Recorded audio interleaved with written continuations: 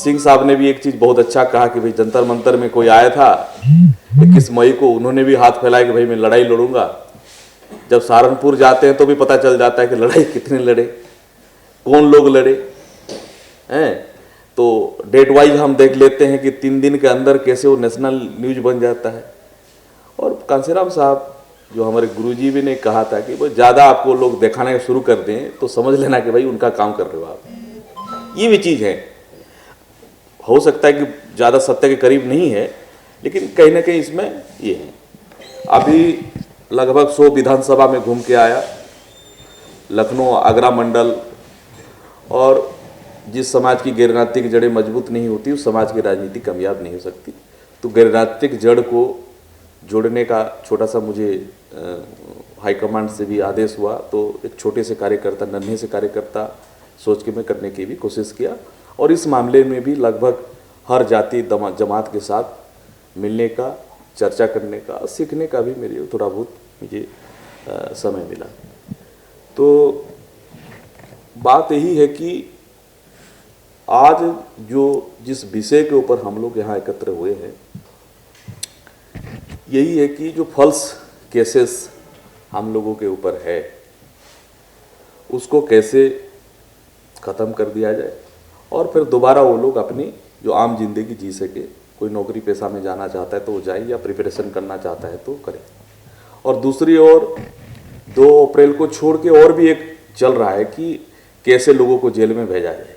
हमारे लोग ही गुमराह करके लोगों को ऊपर केस हो रहा है, लोग रो रहे हैं, रात के फ़ोन भी करते हैं।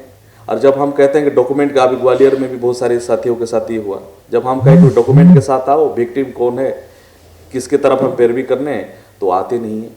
मुझे तो अभी तक चिल्ला सहारनपुर को 2-3 दफ़ा गया मैं, वहाँ पे बहुत सारे हेल्प के, वकालतनामा भी उस आदमी का पड़ा हुआ है मेरे पास। कोई नहीं कह सकता है कि हमने कोशिश नहीं की है। और हापुड़ का धरती तो हमेशा क्रांति का धरती रहा है, चाहे वो बड़े बड़े आंदोलन दीवारों पे लिख दिए थे। तो बात है कि अभी फिलहाल सिर्फ यही बात मैं वो जिसने सत्य ने जिस बात को भी कहा कि भाई सिर्फ हापुड़ के लोग ही यहाँ पे दिल्ली तक पहुँच गए, तो दिल्ली के लोग मेरे ख्याल में यहाँ पे 2 लोग भी नहीं है, 2-3 लोग भी नहीं है।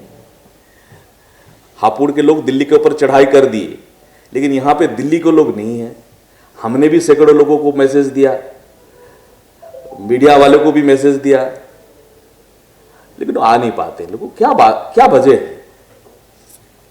ये जो जबरदस्ती पीठ थपथपाने वाली बात है, यही चीज हो रहा है कि हम पता नहीं, हो सकता है कि हम में भी थोड़ा सा गलती हो रही होगी जिसको हम लोग नहीं वो चीज है।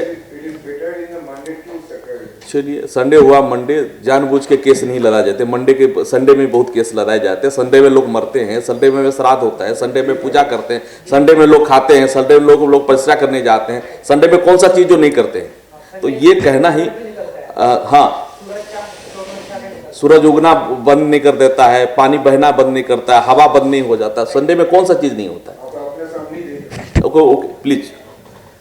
तो वही है कि अभी जो फिलहाल ये जो केस चल रहा था उसको माइनरली हम लोग देख रहे थे सुप्रीम कोर्ट में, तो बाकायदा 15% ऐसे केसेस हैं जिसमें ट्रायल तक भी पहुंच नहीं पाती है केसेस, एट्रोसिटीज मामले में।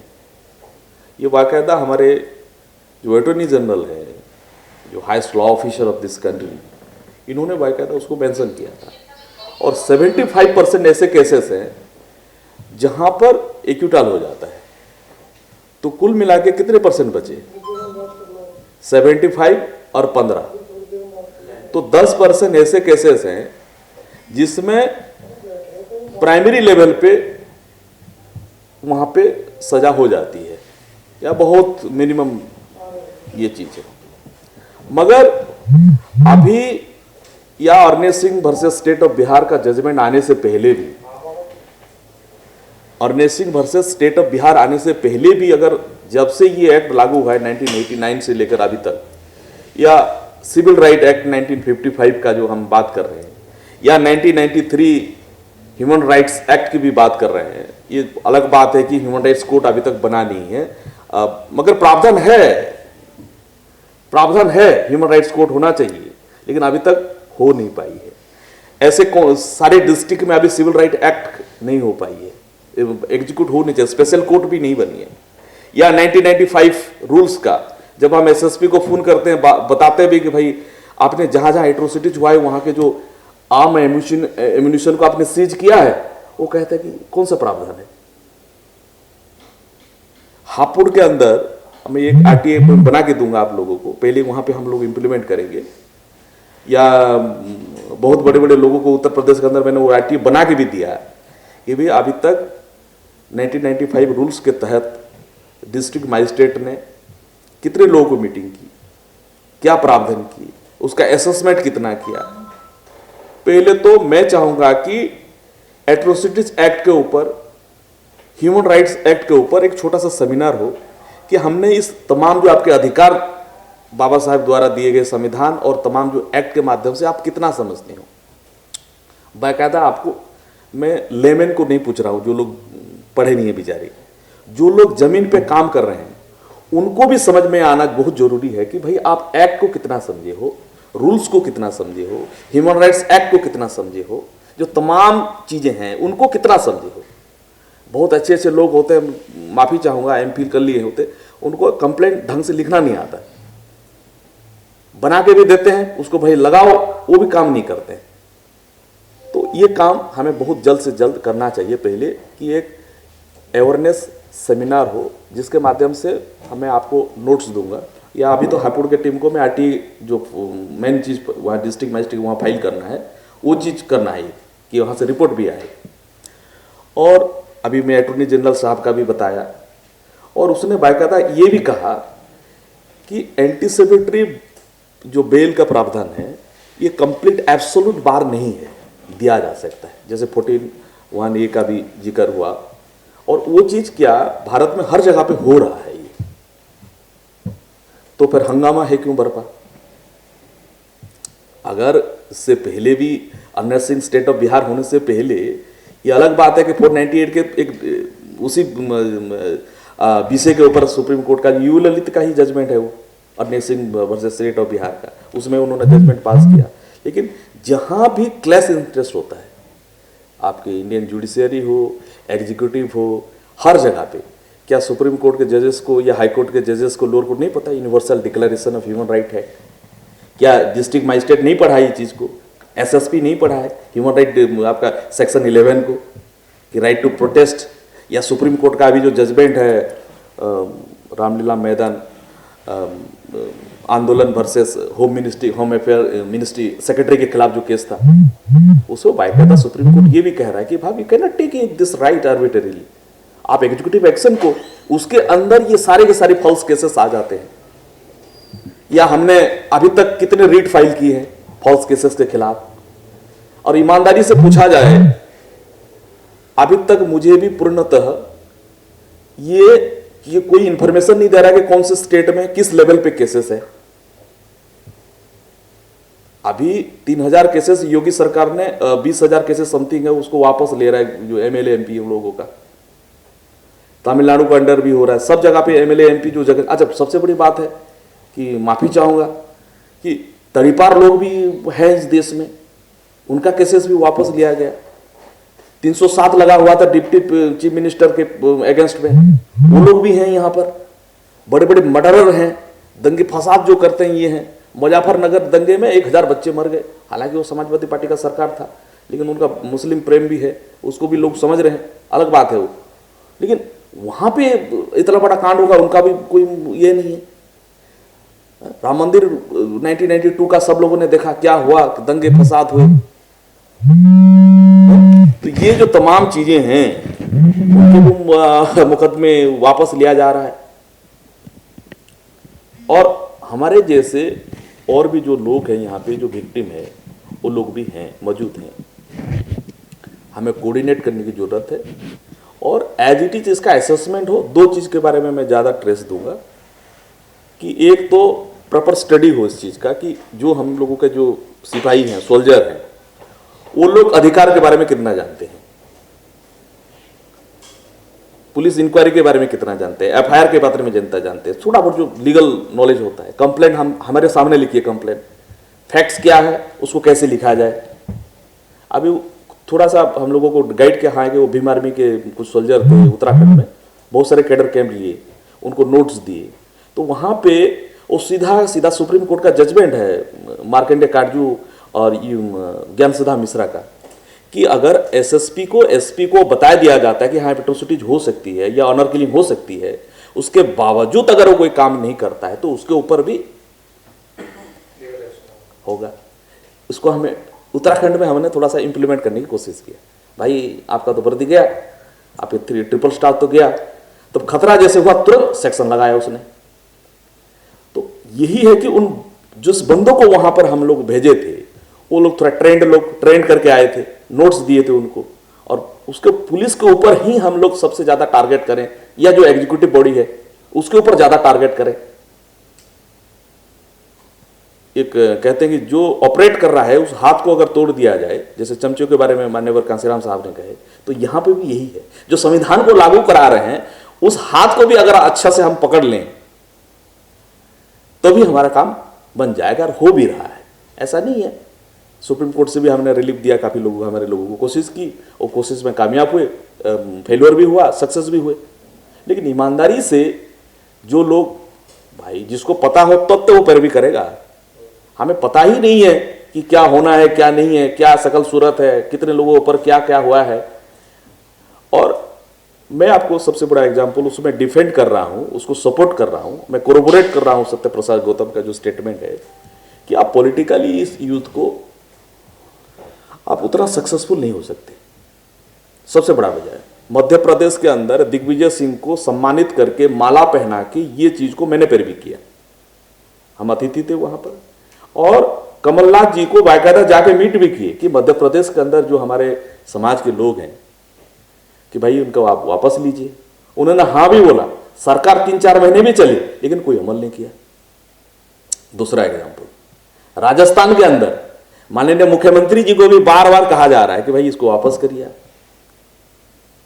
नहीं किया, नहीं किया। अभी फिर शिवराज सिंह चौहान आए, उन्होंने भी नहीं किया।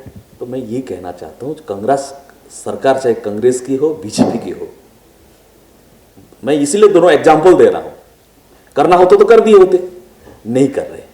अच्छा, बिहार के अंदर कर रहे हैं, नहीं कर रहे, उत्तर प्रदेश नहीं कर रहे, क्योंकि इसमें एक क्या कहते हैं कि एट्रोसिटीज एक्ट नहीं होना चाहिए करके उनका जो वोट बैंक है गैर बहुजन, मैं ज्यादातर गैर बहुजन शब्द का उच्चारण करता हूं, हम बहुजन है तो दूसरे को गैर बहुजन करो, उन्होंने अनार्य शब्द का यूज किया। ऐसे इस तरह से जनरल मत कहा करिए, स्वर्ण तो आप खुद दे दिए उनको, अगर आप उपाधि दे दिए किसी को कि आप स्वर्ण हो, इसका मतलब है आप अपने आप को डिमीन कर रहे हो। तो इसीलिए गैर बहुजन शब्द का उच्चारण कर, तो गैर बहुजन समाज के जो उनका वोट बैंक है उनको इंटैक्ट रखना चाहते, उनको नाखुश करना नहीं चाहते वो लोग। इसी वजह से वो खुल्लम खुला बीजेपी ये काम तो करेगी नहीं, सरकार भी नहीं करेगी। मगर जो लोग सड़कों पे आए थे, जैसे कि हम लोग कुछ जो उनके हरिजन मोर्चे के जो लोग हैं उनके जो पार्टी में, उनको हम कहने की कोशिश किया हाई लेवल पे, नाम नहीं लेना चाहता हूँ, कुछ मैं उनका एडवाइजर भी हूँ, कुछ मेंबर ऑफ पार्लियामेंट का, लीडर्स का, मैंने उनको भी पैरवी कर कहा कि भाई ये मामला थोड़ा करा दीजिए, होम मिनिस्ट्री के अंदर तो ये सब चीज़ हो जाएगा, बहुत बड़ी बात नहीं है। आप बहुत सारे लोग, लाखों का अभी तक इतिहास निकालें, 1950 से लेकर 2021 तक तो लाखों का लोगों का, बड़े बड़े नेताओं का, बहुत बड़े अपराधियों का आपने सजा माफ किया है। अब सबसे बड़ी बात है, प्रेसिडेंट ऑफ इंडिया बहुत बड़ा पावर होता है, वो भी चाहे कर दें। वहां पे उनके दफ्तर में भी हमने मैसेज देने का काम किया कि सर कैसे कैसे करके थोड़ा देखिए, तो आप ही के लोग हैं, दुनिया आपको दलित प्रेसिडेंट कह रहा है और दलितों के ऊपर इस तरह से फर्जी मामले ये हैं, तो करने की कोशिश करिए। तो अभी तक वहां पे भी हम लोग पता नहीं सुन लेंगे तो बहुत अच्छी बात है। तो ये मामला प्योरली हम एक एजिटेशनली कर सकते हैं, लीगली कर सकते हैं, और अवेयरनेस को जितना हो सके हम बढ़ा के, अवेयरनेस क्या है, ये खाद पानी का काम करेगा। It will give nutrition, it will give boosting to your mind and mental faculties so that you will linger, so that you continue for this movement. और बात थर्ड जो एस्पेक्ट है कि एट्रोसिटीज एक्ट का के प्रावधान का बाद में होता है। जैसे कि हम लोग जो लोग जितने एक्ट है अधिकार है, अब कहेंगे कि वो मुझे मारने वाला है एट्रोसिटीज एक्ट लगाइए, नहीं लगाएगा। अभी इंस्पेक्टर हमारे सामने बैठे हैं, कोई कहेगा कि मुझे मारने वाला है, थोड़ा बहुत कह देगा हाँ ठीक है। तो यानी मेरा कहने का मतलब यही है कि जैसे कि गाल में मच्छर काटा, उसके बाद गाल में मैं चाटा मारा, लेकिन मच्छर गाल में ना काटे उसके लिए क्या कर रहे हैं हम लोग? मस्कीटो कोयल लगा रहे हैं, मस्कीटो नेट लगा रहे हैं, ओडोमस लगा रहे हैं। तो मेरे कहने का मतलब यही है कि एट्रोसिटीज होने के बाद, मरने काटने के बाद, रेप होने के बाद तब हम चिल्लाना शुरू करते हैं, अरे लुट गए भाई, फलाना हो गया, अरे कुछ कर दो, धरना प्रदर्शन कर दो। क्या? हमारे मांगे पूरी करो, हमारे मांगे पूरी करो, नहीं मांगे करेंगे तो क्या उखाड़ लोगे? अभी तक तो इस चीज को डिफाइन नहीं किया हमने। अभी दिस इज हाई टाइम। 14 लोग बहुत हैं, डिसीजन लीजिए। बाकी स्टेट जो कमेटी लोगों को संपर्क करिए। अगर पत्थर के ऊपर भी लगातार पानी गिराया जाए तो उसमें छेद होना शुरू हो जाएगा। अगर मैं पूरे भारत के लोगों को, या एनआरआई बहुत सारे लोग हैं, हम लोग इंटरनेशनल प्रेशर ग्रुप बनाने का काम चालू कर दिया है, बातचीत हो रही है। क्योंकि वहाँ पे ब्लैक मर जाता तो यहाँ के दलित खड़े हो जाते हैं। और सबसे मजे की बात है, यहाँ के जो लोग जाते हैं, यहाँ के जो चाहे किसी भी जाति धर्म का हो, केर बहुजन भी जाते हैं, तो वहाँ जाके अपने आप को ब्लैक कहते हैं और उसी के नाम पे वो रिजर्वेशन भी लेते हैं, वहाँ पर एफर्मेटिव एक्शन ले लेते हैं। और यहाँ पे आके वही लोग फिर एट्रोसिटीज एक्ट का विरोध करते हैं, रिजर्वेशन का विरोध करते हैं। तो अगर इंटरनेशनल प्रेशर ग्रुप बन जाता है, उगांडा, साउथ अफ्रीका कि लोग भी हमारे साथ अगर जुड़ जाएं। अभी तक यूनाइटेड नेशन में हम लोगों ने जो कास्ट एट्रोसिटीज को लेकर रिकॉग्निशन नहीं मिली है, जैसे रेसिज्म को रिकॉग्निशन मिली है, इस तरह से यहाँ पे जो दलित हैं या कास्ट एट्रोसिटीज है उसको लेकर हमें अभी रिकॉग्निशन नहीं हुई है। रेशियल डिस्क्रिमिनेशन के ऊपर यूनाइटेड नेशन ने जब बाकायदा इसके ऊपर काम किया है, लेकिन अभी तक हम लोगों में सफल नहीं हुए। एक बार 2 बार प्रयास किया गया था जब कोफी आनंद यूनाइटेड नेशन में जनरल सेक्रेटरी थे, तो उनको जिन लोगों को, क्योंकि उन्होंने अपने हरिजन मोर्चे के लोगों को भेजा था वहां पर, अभी हरिजन मोर्चे का आदमी वहां जाके क्या कहेगा? अच्छा कहेगा ना। जैसे भैया जोशी का स्टेटमेंट आया, we have everything to address and redress this issue, no need to intervene in international home affairs के ऊपर। तो ये भी जरूरी है। और 2 महत्वपूर्ण बातें मैं आप लोगों के सामने हुआ, जैसे भी हो डिसीजन लिया जाए और हम लोग इसको लड़ने का काम करें। बाबा साहब आम्बेडकर ने भी कहा कि 10 एडवोकेट 20 डॉक्टर की बात कहा था, तो 10 एडवोकेट हैं, बस ऐसा नहीं है कि नहीं है। बस हम लोगों को पहचानने की भी जरूरत है। और मेरे ख्याल में एक एडवोकेट एक संगठन का काम करता है।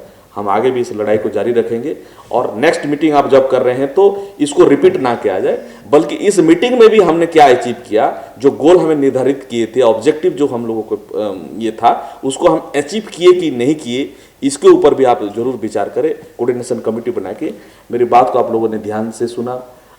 आज़ाद साहब, एडवोकेट सत्य प्रकाश गौतम जी, सिंह साहब, हमारे मदन उबराय साहब, सब लोगों को मैं तो जानता हूँ बाय फेस बाय नेम, और मेरी बहुत अच्छा काम है, बहुत अच्छा पहल है। मगर यही बात है कि इसको कैसे कंटिन्यू किया जाए और अच्छे से कंटिन्यू किया जाए। जाते जाते एक मैं बात सुनाना चाहूँगा। एक आदमी जा रहा था तो लोगों ने पूछा उसको, कहाँ जा रहे हो? जा रहा हूँ, जाना मेरा काम है। अच्छी बात है भाई, जा कहाँ रहे हो? भाई इतना टाइम नहीं है मेरे पास।